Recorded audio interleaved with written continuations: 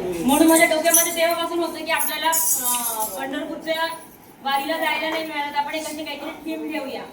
आणि विठ्ठल असा एक असा देव आहे की त्याचा जन्मस्थान नाहीये, विठ्ठलाला जन्मस्थान पण नाहीये त्याच्यामुळे, आणि त्याचं असं कुठलं व्रत वैकल्य पण नाहीये. एकदम साधा भोळा देव आहे आपला तो. आपण त्याला पुरुष असून सुद्धा आपण त्याला माऊली म्हणतो, म्हणजे आपल्या आईच्या स्थानी मानतो आपण विठ्ठलाला, हो की नाही. त्याचं कोणतं आवडतं फळ नाहीये, त्याचा कोणता आवडता नैवेद्य नाहीये. असा जो देव आहे, कधी कोपत नाही, कधी रागवत नाही, सगळ्यांना सामील करून घेतो आपल्यामध्ये. असा देव म्हणजे आपला विठ्ठल आहे, हे की नाही. आणि या विठ्ठलाची आपण भक्ती करतो. त्याचं आपण प्रत्येक देवाला म्हणतो की याला आता जसं गणपती बाप्पाला जास्वंदाचं फूल आवडतं असं आपण म्हणतो की नाही, त्याला मोदक आवडतो. तसं विठ्ठलाला काहीही नाही, तुम्ही कशाचाही नैवेद्य द्या, कुठलंही फळ द्या, कुठलंही फूल द्या, असा आपला देव आहे हा विठ्ठल. आणि अशा भोळ्या बाबड्या विठ्ठलाची आपण सेवा करतो, भजनरूपी सेवा करतो.